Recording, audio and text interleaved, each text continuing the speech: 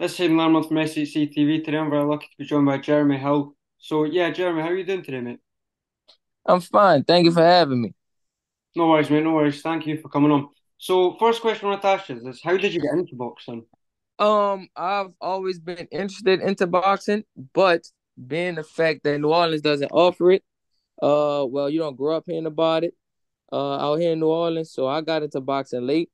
And when I once I started, I just realized how much I love it. The fact of the competition, the competitive side about it, the fact that you can't blame nobody but yourself, the independency of it. Yeah. Okay, so what was your amateur career like? Amateur was pretty cool. I did pretty well, fairly. What I think I made it to number 4 in America. I fought against great competitors like Frank Martin, Delonte Johnson, Charlie Sheehy, to name a few, some Canadian national title winners. Um, I ended up I don't know my number to be exact, but I have maybe 60 or more fights, and I only lost no more than all together, no more than possibly 6 or 7. Okay, so well, obviously most recently you had a fight against 19-1 Mark Davis at the Smoothie King Centre in New Orleans on the undercard of Regis Prograis versus Daniel To Sorilla. Don't know if I pronounced that right. Yes. Live on the zone. We got the win by a fourth round TKO. So how did that feel getting that, especially in front of your hometown crowd? Yeah, it was amazing. It was amazing. I was so tuned in, so focused in on uh doing my job and doing what I was there to do. I didn't really realize the magnitude of the stoppage until after. I had to ask people in the crowd and my family like how was it, because I was so tuned into the fight. I was so mentally focused and prepared that it took like me to understand how bad it looked. I'm just When it happened, I just knew I won. Like, I just knew I won. I was excited, and that I knew I got the stoppage, but I didn't know it looked as impressive as it did. Did you enjoy watching the main event after that? Yeah, I mean, I enjoyed the entire atmosphere. I enjoyed watching all the fights that I was able to see when I wasn't backstage. Obviously, after an impressive win like that, what do you think's next for you? Oh man, uh, hopefully I get some more calls. I mean, that fight put me at number 10 in America, number 50 or 48 in the world. So hopefully I could receive some more calls, some more big time fights, and I could land me a promotion, get on a promotion team. I don't have any promoters and some sponsorships. Start making the money that I need to make, and get the titles that I need to have. Do you think something like working with Matchroom would potentially get you to that level of titles? Yes, yeah, without a doubt. They right now they the big fish buzzing within the boxing community right now. Matchroom definitely are a force to be reckoned with. You know what I'm saying? So yeah. Yeah, 100%. So, what would you say your toughest fight was in your career, amateur and professional? My toughest fight amateur wise would have to be maybe Frank Martin.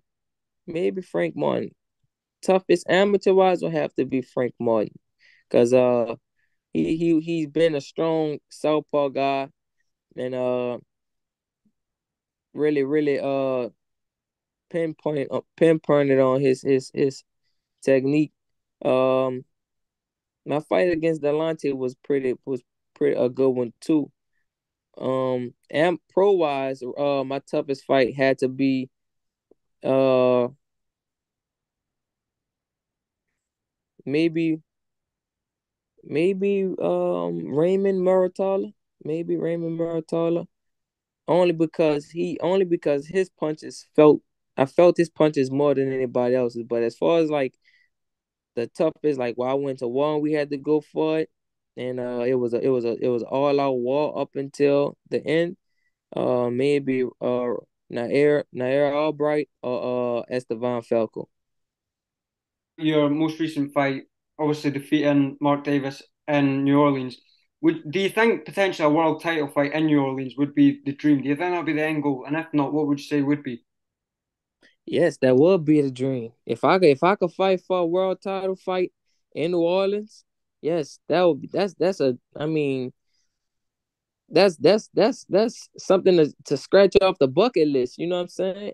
The career list to do in my career time while I have it and while I'm here. You know, if God bless me to do the same. Yes, indeed. We have the fans. I have the fans. I have the support. We have the atmosphere, as you can tell. You know, I don't see why I wouldn't, and hopefully it brings more notoriety to to other promoters and other big fights to come out here and enjoy this scenery and this time and this that feeling. Yeah, because obviously back in April you were on I can't mind if it was the prelim or the after the fight for the Misfits card, the YouTube boxing card, and I think that Yeah, got yeah. a lot of eyes to New Orleans boxing. So do you think you would be open to doing something like that again? Um, would I be open to the Misfits and YouTube fights? Honestly, I don't know if the business is handled a little bit better.